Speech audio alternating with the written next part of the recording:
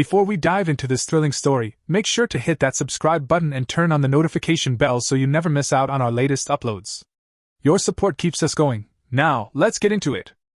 We were on a family vacation, but I wasn't part of the family.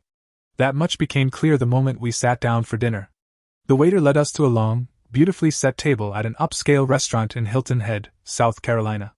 White linens, flickering candles, soft music playing in the background. It should have been a perfect evening. I was ready to take my seat beside my husband, Mark, when his father, Richard, casually shook his head and pointed at the waiter. "Oh, there must be a mistake," he said. "She needs her own table." For a second, I thought he was joking. I let out a small laugh, expecting the punchline. It didn't come.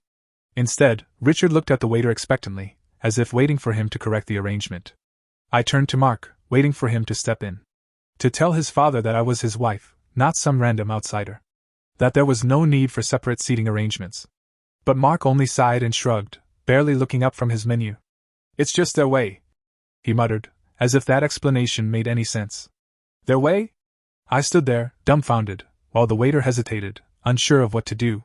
Susan, my mother-in-law, didn't even glance at me as she picked up her wine glass. "You'll be more comfortable that way," she said dismissively. Comfortable. Right. I wanted to argue. To demand an explanation. But I saw the way they looked at me, like I was a problem they'd rather not deal with. Like my presence was an inconvenience. So I sat at my own table. Alone. I should have left that night. Walked out of the restaurant, out of the vacation, out of this whole toxic dynamic. But I didn't. I told myself maybe it was just some weird tradition. Maybe I was overreacting. Maybe it was just for tonight. But it wasn't. The next morning, I woke up early, eager to join everyone for breakfast. I sent Mark a text. No reply. I figured they must still be getting ready, so I took my time. When I finally made my way down to the hotel restaurant, I searched for them. They weren't there. I checked my phone again. Still nothing. Confused, I wandered the hotel, checking different spots where they might be. 30 minutes passed before I finally found them. They were already seated at a large table, mid-meal. Laughing. Chatting. As if everything was perfectly normal. As if I didn't exist. I stood there, my stomach sinking. "Why didn't you tell me you were coming down?" I asked, trying to keep my voice steady. Richard barely looked up from his plate. "We assumed you'd figure it out." Susan sipped her coffee, unconcerned. "It's just how we do things." I turned to Mark. He was already eating, acting like this was nothing out of the ordinary. Like it wasn't humiliating to be deliberately excluded from his own family's vacation. That was the moment it hit me. I wasn't part of their family. I never had been. And Mark, my own husband, wasn't on my side. The rest of the trip followed the same pattern. Every meal, I sat alone. Every group activity they forgot to tell me. A private boat tour? I found out when I saw the pictures on Instagram. A fancy wine tasting? I only realized when I saw them dressed up, heading out the door, laughing. I asked Mark about it later, still trying to make sense of it. "You could have texted me," I said, my voice tight. He sighed, as if I was the one being unreasonable. "It's just their way." Again with that phrase. Their way. By the fourth day, I stopped trying. I stopped asking where they were going. Stopped waiting for invitations that would never come. If they wanted me to be invisible, fine. But they had no idea what was coming. Because I had my own way too. The trip was supposed to be perfect. When Mark first told me about the family vacation, I had been genuinely excited. A full week at a luxury resort in Hilton Head, South Carolina, a place straight out of a travel magazine. White sandy beaches stretching endlessly under the golden sun, tall palm trees swaying in the ocean breeze, crystal clear water lapping against the shore. The kind of destination that promised relaxation, the kind of trip where families grew closer, bonded over shared experiences, and created memories to last a lifetime. And more than anything, I had hoped that maybe, just maybe, this trip would be the turning point. It wasn't a secret that my relationship with Mark's parents had always been complicated. From the very beginning, there had been an unspoken divide, something I could never quite put my finger on. It was in the way Susan, my mother-in-law, would smile politely but never ask me questions about myself. The way Richard, my father-in-law, would glance at me with mild disinterest, as if I were nothing more than an accessory to his son's life. The way every family event felt like I was attending as an outsider, a tolerated guest rather than a daughter-in-law. But I had convinced myself that things would change. I thought if I just kept trying, if I was patient, if I was accommodating, if I proved myself to them, they would eventually welcome me in. This trip felt like my chance. A week together in a beautiful place, no distractions, no obligations, just family time. I pictured lazy afternoons by the pool, group dinners filled with laughter, late-night beach walks where we'd talk about anything and everything, warm and intimate moments where I would finally feel like I belong.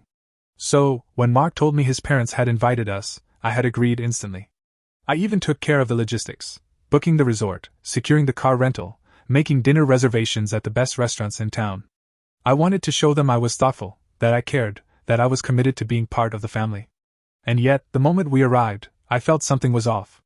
Maybe it was the way Richard handled check-in, not even acknowledging my involvement, even though my name was on every reservation. Maybe it was the way Susan barely glanced at me when we met in the hotel lobby, offering a thin-lipped smile before turning her attention to Mark. Maybe it was the way their conversation seemed to flow easily with each other, inside jokes and family stories that I had never been a part of, references that I didn't understand. It was subtle. A slight turn of the body that excluded me from the circle of conversation. A hand on Mark's arm pulling him closer while leaving me to the side. A laugh that didn't include me, a question directed at everyone but me, a glance that skimmed over me as though I wasn't even standing there. I told myself I was imagining it. That I was being too sensitive. That maybe they were just tired from the flight, or maybe I was overanalyzing things. But then the small things kept adding up. When we went up to our rooms, Mark and I had a beautiful ocean view suite, the one I had booked for us. But when we entered, I noticed something strange. The adjoining suite next door, which I had reserved for his parents, had an open connecting door. I could hear them unpacking, chatting with Mark as if it was the most natural thing in the world. I tried to shake it off. It wasn't a big deal. But it made me feel like I was intruding on something private, as if I had somehow stumbled into a space where I wasn't fully welcome. Then came the first real sign. At dinner that night, we all walked into the restaurant together. The place was stunning, dimly lit with candlelight, soft music playing in the background, and tables set with polished silverware and folded napkins. It felt like the kind of restaurant where families celebrated milestones, where laughter and conversation filled the air. I followed Mark as the waiter led us to a long table, beautifully set for our group. My stomach fluttered with nervous anticipation. This was it. The moment I had been waiting for. A chance to sit down, talk, connect, and maybe, just maybe, bridge the gap that had always been there. I pulled out a chair next to Mark, ready to take my seat. Then Richard spoke. "Oh, there must be a mistake," he said, his voice smooth, casual, as if he wasn't about to completely shatter my illusion. "She needs her own table." For a second, I thought I had misheard. The waiter hesitated, looking between us, uncertain. I blinked, my fingers still gripping the back of the chair. "Excuse me?" I asked, my voice barely above a whisper. Susan didn't even look up from her menu. "It's just how we do things," she said dismissively, as if that were a reasonable explanation. I turned to Mark, waiting for him to say something, to step in, to tell them this was absurd, that I was his wife, not some stranger. That of course I would be sitting with him. Instead, he sighed, shrugged, and muttered, "It's just their way." Their way. I let go of the chair slowly, feeling my heart hammer in my chest. The waiter still stood there, waiting for direction. Richard gave him a nod, motioning toward a smaller table a few feet away. A table for one. My skin burned with humiliation. 1,000 thoughts ran through my head in an instant. I could refuse. I could make a scene. I could demand an explanation. But as I looked around, I realized something. No one was looking at me. No one cared. To them, this wasn't unusual. It wasn't awkward. It was simply the way things were. And that hurt more than anything. I wanted to believe it was a mistake, a misunderstanding, something that wouldn't happen again. But it wasn't. It was just the beginning. That first dinner should have been the moment I walked away. I should have excused myself, packed my bags, and left. I should have realized right then and there that this was never going to change, that no amount of patience or effort on my part would ever make a difference. But I didn't. Instead, I convinced myself that it was just a weird tradition, an odd family quirk, something I could brush off. Maybe it was a test, or maybe they were simply uncomfortable with change. If I just stayed calm, if I just showed them I wasn't a threat, surely they'd warm up to me. That was my first mistake. The next morning, I woke up early, eager to join everyone for breakfast. I turned to Mark, who was still half asleep beside me, and nudged him lightly. "Hey," I whispered. "What time are we meeting your parents?" He groaned, rubbing his eyes. "Not sure. Just head down whenever." I frowned. "Aren't we going together?" He shrugged. "They'll be there. Just meet us." It felt off. But I pushed the feeling aside, reminding myself that not everything had to be a grand gesture. Maybe they were just relaxed about plans. Maybe they assumed I'd find my way. So I got ready, took my time, and headed down to the hotel restaurant. The place was bustling with morning chatter, the smell of fresh coffee and warm pastries filling the air.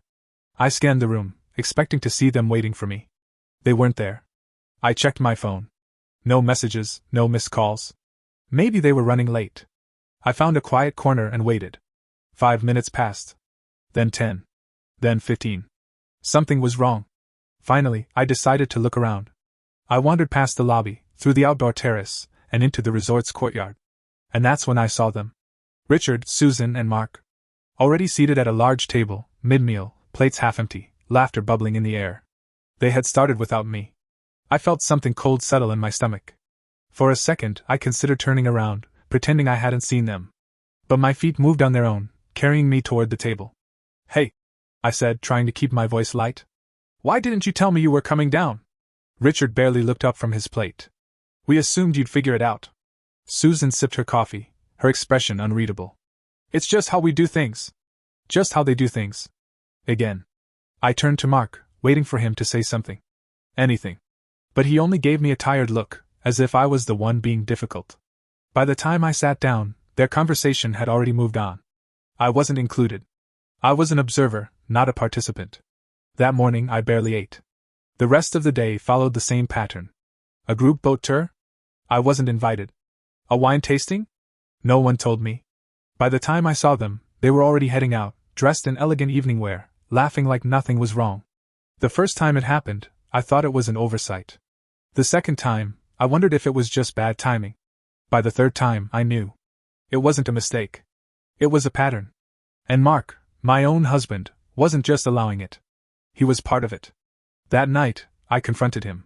We had just gotten back to the room, the air between us heavy with unspoken words. I stood by the window, staring out at the dark ocean, my arms crossed tightly over my chest. "You could have texted me," I finally said, my voice tight. Mark sighed, running a hand through his hair. "Here we go." I turned sharply. "Excuse me? Look, I know you're upset," he muttered, tossing his phone onto the nightstand. "But this is just how they are. It's their way. His way. Their way." The words felt like a slap. "Mark," I said slowly, "we came on this trip together. But I've been eating alone. I've been sitting alone. I've been excluded from every single thing. And you don't care." His jaw tightened. "You're overreacting." "Overreacting." I let out a hollow laugh, shaking my head. "Do you even hear yourself?" He groaned. "Look, my parents have their traditions. You're making this a bigger deal than it is." Traditions. That was his excuse? "They're not just traditions, Mark. They're humiliating me." For a moment, he didn't say anything. He just stared at me, like he was seeing a problem he didn't want to deal with. Then he shrugged. "It's just for a few more days." A few more days. I turned away, swallowing the lump in my throat. I had spent years believing that, eventually, Mark would stand up for me. That he'd realize I was worth more than this. That night, I realized he never would. And that's when I stopped trying. I stopped waiting for invitations. I stopped asking questions. I let them ignore me. They wanted me to be invisible? Fine. But they had no idea what was coming. Because I had my own way too. I had spent the entire trip being ignored, sidelined, and treated like I was nothing more than an inconvenience. I had swallowed every bitter moment, every cold glance, every exclusion. But that night, as I lay in bed staring at the ceiling while Mark slept beside me, I realized something. I was done. Done waiting for an invitation into a family that never wanted me. Done hoping that my husband would stand up for me. Done being invisible. If they wanted me to be separate, I would give them exactly what they asked for. But I wasn't just going to sit at a different table this time. No, I was going to remove myself entirely. And they were about to feel it. I slipped out of bed quietly, careful not to wake Mark. My hands were steady as I reached for my phone, my mind already working through every step. Because, guess what? I had booked everything. The hotel? My name was on the reservation. The rental car? My credit card. The fancy dinner Richard had been bragging about for weeks? My account. The luxurious spa day Susan had been looking forward to. Oh yeah, I had booked that too. One by one, I pulled up each reservation on my phone. My fingers hovered over the cancellation button, a small smirk creeping onto my lips. Then, with one tap at a time, I erased their vacation. Hotel rooms? Cancelled. Rental car? Gone. Dinner reservations? Wiped clean. Spa appointments? Nope, not happening. By the time I was done, their carefully planned week had been reduced to nothing but a string of cancellation emails in their inboxes. I moved to my suitcase, packing up my things quickly but methodically. I wasn't just leaving, I was making sure they felt every second of my absence. I grabbed the keys to the rental car, the only car they had. Without it, they would be stranded at the resort. Mark was still asleep as I took one last look at him.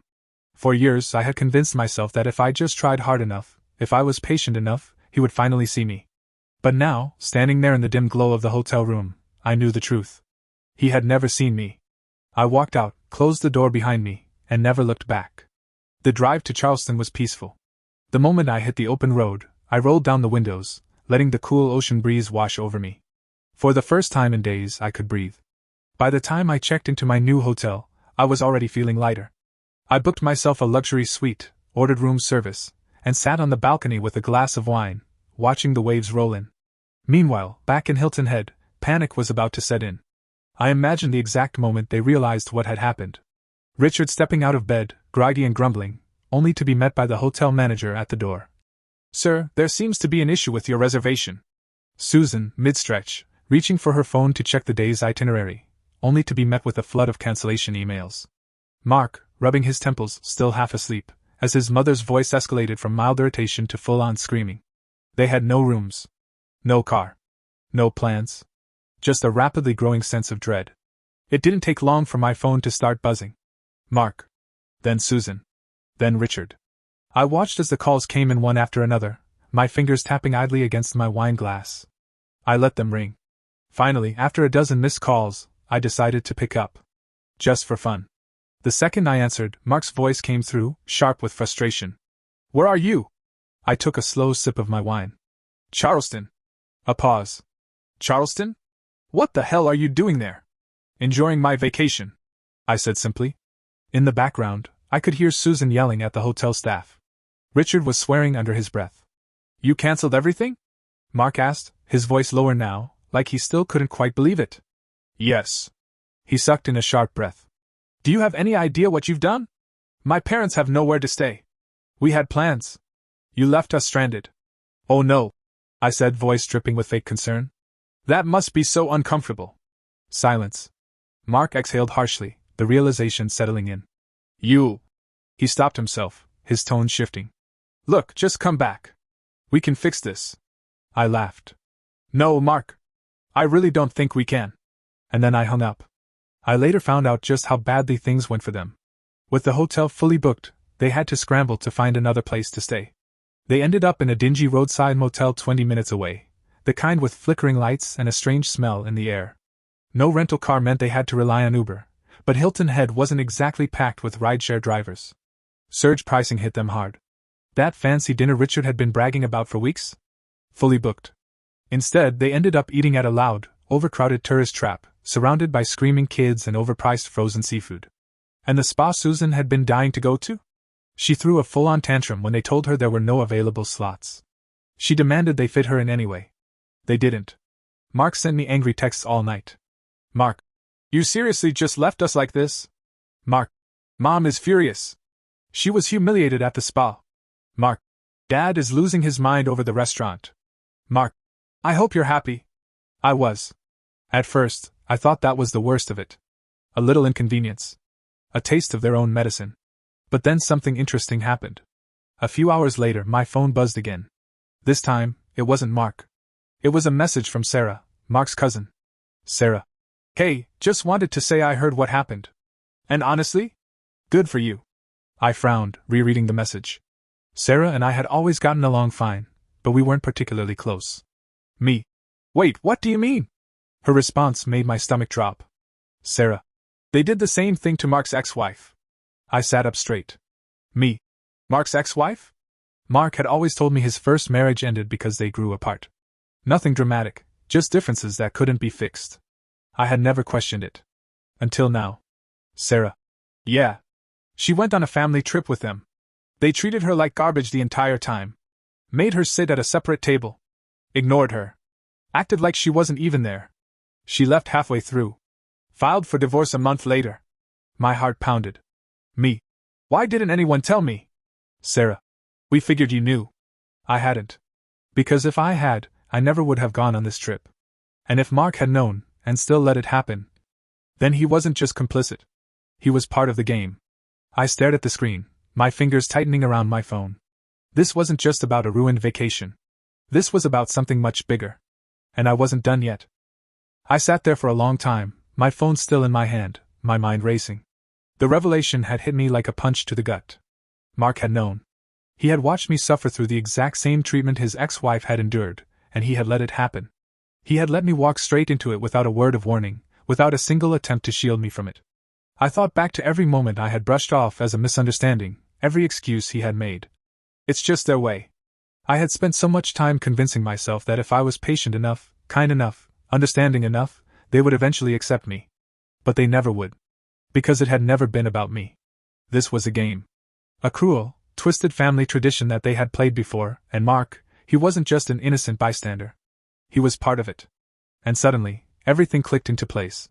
The way Susan had smirked when I sat at a separate table that first night. The way Richard had barely even glanced at me when I confronted them about leaving me behind. The way Mark had responded, not with guilt or surprise, but with that same tired shrug, that same dismissive sigh, as if he had already been through this before. Because he had. The realization made my blood turn cold. Mark wasn't just spineless. He wasn't just refusing to stand up to his parents. He was complicit. He had let this happen. And now I had proof. I inhaled deeply, steadying myself before typing my next message to Sarah. Me. Tell me everything. Her response came almost immediately. Sarah. They've done this before. A few times, actually. It's always the same. Mark brings someone home, and they test her. Push her.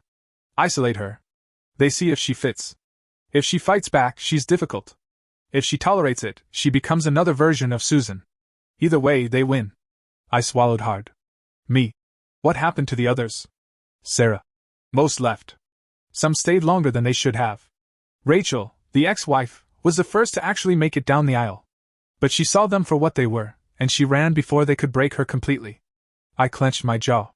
Rachel had seen the truth. She had seen what I was only just beginning to understand. And she had saved herself before it was too late. The next message from Sarah came with a hesitation. Sarah. I'm guessing Mark never told you any of this? I closed my eyes. Me. No. He told me they just grew apart. Sarah. Figures. He always makes sure his girlfriends don't ask too many questions. I exhaled sharply, gripping my phone so tightly my knuckles turned white.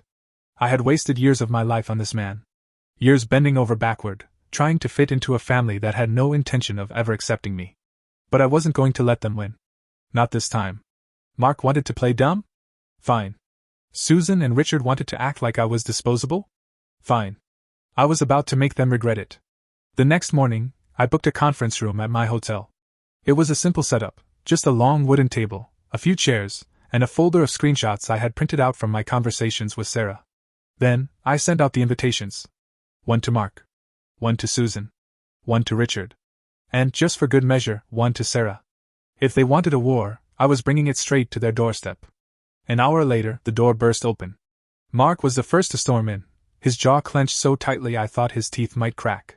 His parents followed closely behind, Susan's heels clicking sharply against the floor, Richard's face already red with anger.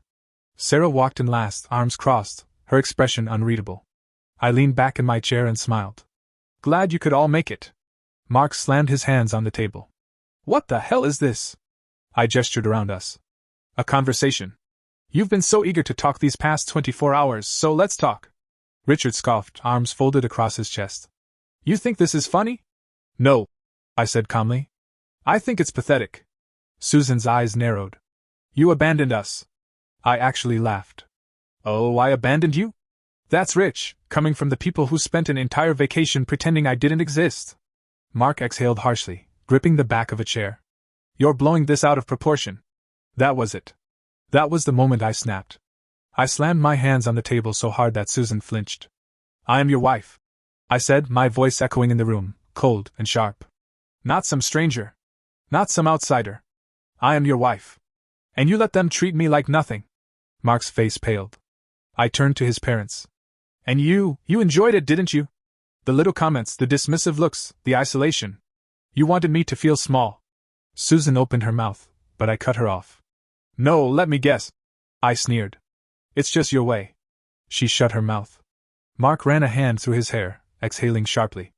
Look, my parents can be a little difficult, but they mean well. I laughed bitterly. They don't even see me as part of the family. Silence. And then I saw it, the tiny crack in Mark's carefully built wall of denial. The moment he realized I wasn't wrong. That I had never been wrong. His parents weren't protecting their traditions. They were protecting their control. I reached into my folder, pulled out the printed text from Sarah, and slid them across the table. Read it. Mark hesitated. I leaned in. Read it. Slowly, he picked up the papers and scanned through them. I watched his face tighten with every word. Then, like the coward he was, he threw the papers down and shook his head.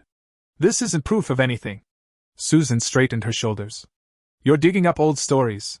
It has nothing to do with us. I turned to her sharply. Really? Because last night, you texted me and threatened me. Her mouth snapped shut. Sarah let out a low whistle. Wow. Mark turned to his mother, eyes narrowing. You did what? Susan stiffened. I was trying to make her understand. Mark's jaw clenched. Understand what? I leaned forward. That this is a game to you. That you've done this before. That you did the same thing to Rachel. Richard shifted uncomfortably. Susan shot him a look. But the damage was done. Mark's face twisted. Jesus Christ. And just like that I saw it. The final crack. The tiny fracture in his loyalty to them. I stared at him, waiting. Waiting to see if, for the first time in his life, he would stand up for me. But then he sighed. I can fix this. My stomach dropped. That was his first instinct. Not an apology. Not regret. Just fixing the optics. I stood up, adjusting my bag. I'm not coming back, Mark. His eyes widened. Wait, what? I'm done. Susan scoffed. You can't just leave a marriage. I met her gaze, my expression unreadable. Watch me. And then I walked out the door.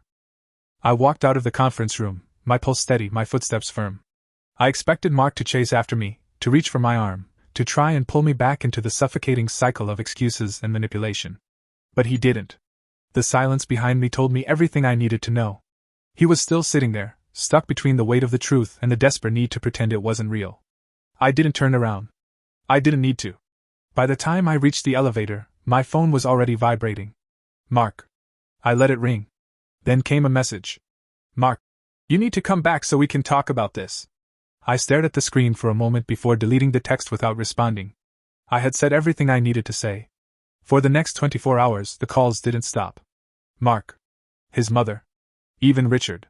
The messages piled up, each one more frantic than the last. Susan. You are being incredibly selfish. Richard. This is not how a marriage works. Mark. We can fix this. Please just talk to me. And then, just as I knew she would, Susan sent the real message. Susan. If you don't come back, Mark is going to make things very difficult for you. I stared at the words for a long time, letting them sink in. It wasn't a plea. It wasn't even anger. It was a threat. They weren't just trying to bring me back. They were trying to break me. I took a slow breath, cracked my knuckles, and typed a single response. Me. Perfect. Let's make things difficult then. The next morning, I woke up to an unknown number flashing across my screen. Ma'am, this is Officer Daniels with the Hilton Head Police Department. We need to speak with you regarding a missing persons report filed by your husband. I sat up so fast that I nearly knocked my phone off the nightstand. Missing persons report? Yes, ma'am, the officer said, his voice calm, almost apologetic. Your husband has reported that you left without explanation and have not been answering his calls. He expressed concern for your safety. I clenched my jaw so tightly it ached. This wasn't concern. This was control. I took a deep breath, my voice steady when I spoke. Officer, I am not missing. I left voluntarily. My husband knows exactly where I am. He has been calling me nonstop. This is an attempt to manipulate me. A pause. Then, would you like to file a formal request for no further contact? I hesitated for only a second before exhaling slowly.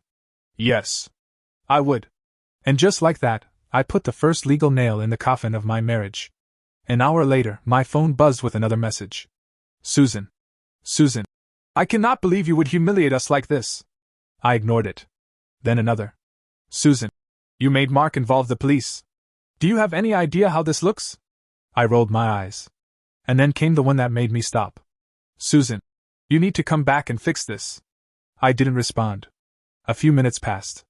Then, the final message. Susan. If you don't come back, Mark will make sure things are very difficult for you. There it was. The real threat. They had underestimated me before. That was their mistake. Because now, I wasn't just going to leave. I was going to burn this whole thing to the ground. I pulled up my lawyer's number, took a deep breath, and made the call. It was time to end this. I made the call. The line rang twice before my lawyer picked up, his voice smooth and professional as he greeted me. I didn't hesitate. I want to file for divorce. The words felt powerful, final. He didn't sound surprised. Maybe he had heard the exhaustion in my voice the last time we spoke, when I had asked about options, about next steps. Maybe he could tell I had been holding on to something broken for far too long. He asked the usual questions: paperwork, logistics, legal proceedings. I answered each one without hesitation. For the first time in years, I knew exactly what I needed to do. And this time, I wasn't looking for anyone's approval. Not Mark's. Not his parents'. Not even my own past self, the version of me that had spent years bending, compromising, trying to fit into a mold that was never meant for me. That version of me was gone. By the time I hung up, I felt lighter. I stared out at the ocean from my hotel balcony, the waves rolling in, steady and endless. The sun was setting, casting golden light across the water, and for the first time in a long time, I felt free. Then my phone buzzed again. I already knew who it was before I even glanced at the screen. Mark. His name flashed across the display, but this time, I didn't ignore it. I picked up. Are you happy now? His voice was tight, controlled, but I could hear the frustration, the confusion, the realization that he had finally lost the one thing he thought would always be there. Yes, I said simply. He exhaled sharply. I don't understand why you're doing this. I laughed softly, shaking my head. You don't understand because you never listened. Because you never saw me. Because you let them treat me like nothing, and you were okay with that. A pause. A beat of silence that stretched too long. Then, quieter, more uncertain. I thought we could fix this. There's nothing left to fix, Mark. I could almost picture him then, running a hand through his hair, pacing in frustration, trying to piece together a way to make this my fault. But there was nothing left for him to twist, no more words he could use to gaslight me into staying. I had already left. I had already won. Another pause. Then, softer, almost a whisper. I didn't think you would actually leave. That made me smile. Not because it was funny, but because it was so tragically predictable. Mark had spent so long believing that I would tolerate anything, that I would always forgive, always stay. He had mistaken my patience for weakness. He had assumed that if he ignored the problem long enough, it would just go away. But he was wrong. I leaned back in my chair, looking out at the horizon. Well, Mark, I said, my voice calm, steady, unshaken. You never really knew me at all. And then, before he could say another word, I ended the call. The next few weeks passed in a blur of paperwork, legal meetings, and final arrangements. I filed for divorce, cut off all contact with Mark and his family, and made sure every loose end was tied up. Sarah, his cousin, reached out to me once more, sending a short message. Sarah.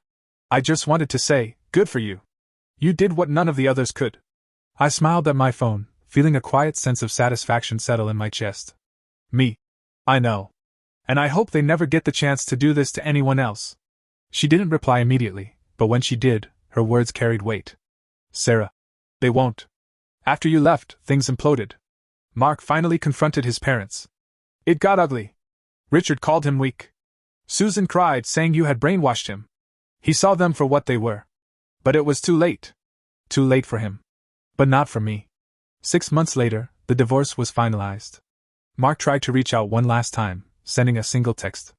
Mark. I see it now. I'm sorry. I stared at it for a long time before finally deleting it. Because for the first time in years, I was truly free. Life has a way of teaching lessons through the most unexpected experiences, and sometimes, the greatest lessons come from the most painful betrayals. When I look back at everything that happened, the silent dinners, the whispered dismissals, the calculated isolation, I realize now that I had been learning all along. I just didn't know it yet. It took me years of trying, of compromising, of waiting for validation from people who never intended to give it, before I finally understood the most important lesson of all. You do not have to earn a place where you are not truly wanted. Love, respect, and acceptance are not things you should have to beg for, and any relationship that requires you to fight for basic dignity is not a relationship worth keeping. I had spent years believing that patience and understanding could fix anything, that if I just endured long enough, if I proved myself enough, if I bent a little more, things would eventually fall into place.